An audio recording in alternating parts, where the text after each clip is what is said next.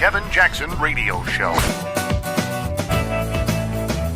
Hey everybody, welcome. Kevin Jackson here.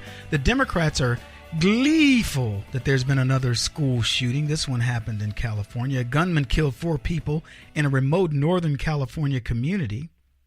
But they say a much bigger death toll was averted when the killer was unable to break into the elementary school. So now we're at a point in America, folks. Welcome to the Kevin Jackson Show, by the way, where we got to lock our schools. It was so funny. Take my little boy to school, right?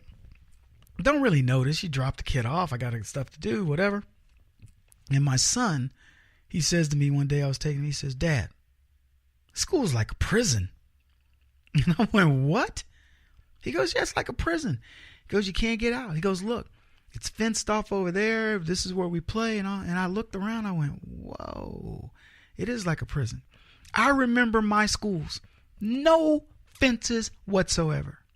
That school could have had a moat next to it with alligators, and we would have still been playing out on the playground. It didn't matter. We were just self-sufficient, and we weren't worried about people coming onto the grounds and shooting. And let me tell you, at high school, you wouldn't even dare. We were all armed. And I walked off every single campus. I'm talking about from elementary school till the moment I got out of high school. Not a fence to be found. Nothing. Now they're fortresses. They buzz you in. You got to sign in. And look, and I get it. You don't know whose kid it is. You don't know who's got some issues. Who's coming there to pick up the kids to drown them or whatever. I understand. But my little boy recognized that school, he goes, "It's like a prison." And I go, "Does it feel like that on the inside?" He goes, "No." He goes, "It's fun on when you get inside." But he goes, "Just look at it." And we were having this very adult conversation about his school looking like a prison. And I had noticed. So then I started looking at all the schools I'd go by. School after school. They got, gated schools. I mean, every one of them. You can't crawl through. They're either those wrought iron fences, and then at the very back they have the chain link. A little easier to get over those. I'm surprised it doesn't have the wire, that prison wire. Don't be surprised if 5 years from now, every school, 10 years, a decade from now, every school has the barbed wire where you can't. And here's what they'll tell you. That's to keep people out. Yeah, whatever. It's to keep your little hooligans in.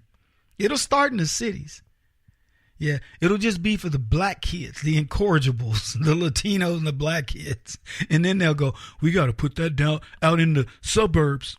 We can't just make it think that we're just trying to mess around here with the Hispanics, the minorities." So the white kids will watch that stuff going in that. They call it razor wire, don't they? Yeah. So they'll watch that razor wire be added to chain link and go, "What's that about?" No more sneaking off to, go do whatever you do. But I remember I walked off campus for lunch every day in junior high. Junior high. Think about this. How old was I? I was 12, 13 years old. 13 to 14, something like that. 12, 13, 14. Because I was in junior high, 6th, 7th, and 8th. So in the 6th grade, I was probably 12, 13, and 14. And I look at my son, he's my youngest son. He'll be 11. And he's at the age where I'm okay with him, exploring a bit. But where I grew up at 12 years old, man, we had cars and rifles. Surprised we didn't have wives. Man, we grew up fast. But I'm not talking about ghetto fast. Like country boy fast, where you had to start having youngins early to help load the hay, and feed the cattle and stuff. Days start early and end late. So you need to have started having the kids about 13. But for very different reasons. Big families out on the farm too, big families. But yeah, so every school I drive by now, I look and I go, son of a gun, it's a fortress. You might as well put a moat all the way around it, put man-eating crocodiles in it, and surround that with, I don't know, jackals and hyenas or something. to eat up the bones. I don't know what you could do to protect it more. They even got cops stationed in some of them. It's crazy over horror. Staff at the tiny Rancho Tehama Elementary School west of Corning moved quickly when they heard gunfire nearby, just before classes were set to begin. Doors were locked. Students dashed inside, hit the floors, hid under desk and tables. Shooter was killed by police at another site.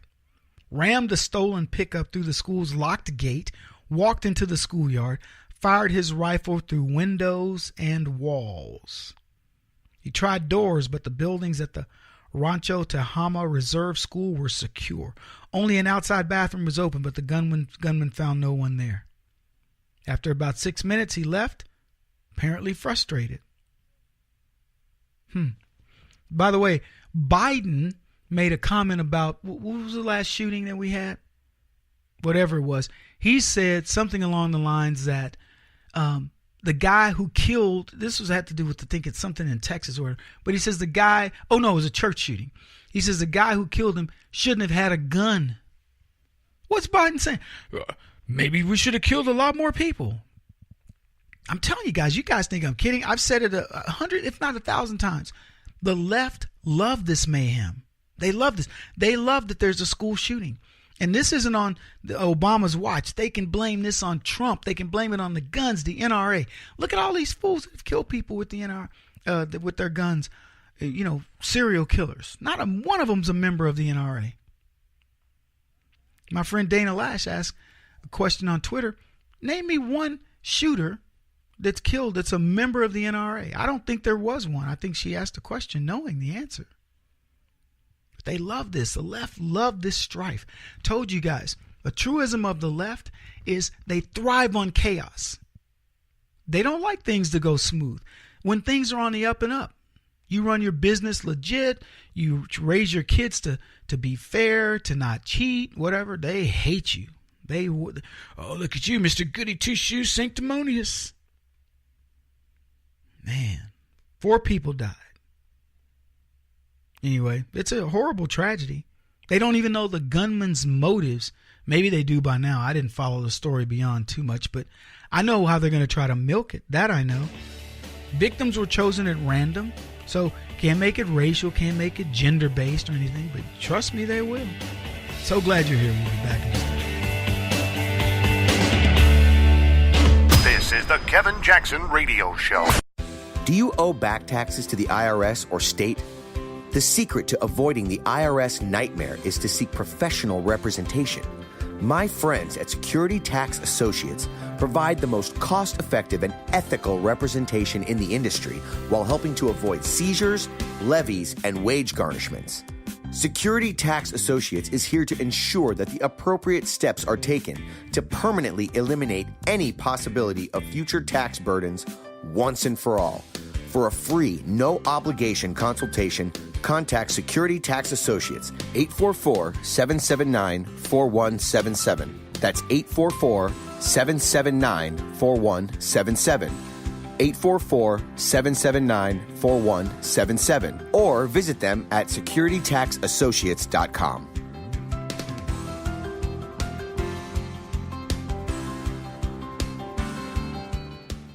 Beth Cook Moranville, author of Closer Than Your Breath, a book of hope. Hope, that wonderful, wonderful 4-letter word that you may feel completely out of. I wrote this book to give you great hope. It's not too late. If fetal position is an all too familiar place for you, I understand. If the next 60 seconds are too long, this book is for you. Wherever you are right now, whether you're dealing with divorce or death or sickness, take hope. You are going to make it through this pain. Don't roll your eyes. I've walked this road and I know it. The best is yet to come. Closer Than Your Breath, a book of hope from author and speaker Beth Cook Moranville, can be found on Amazon.com or Kindle.com. For more information, visit closerthanyourBreath.com or on Facebook at Closer Than Your Breath.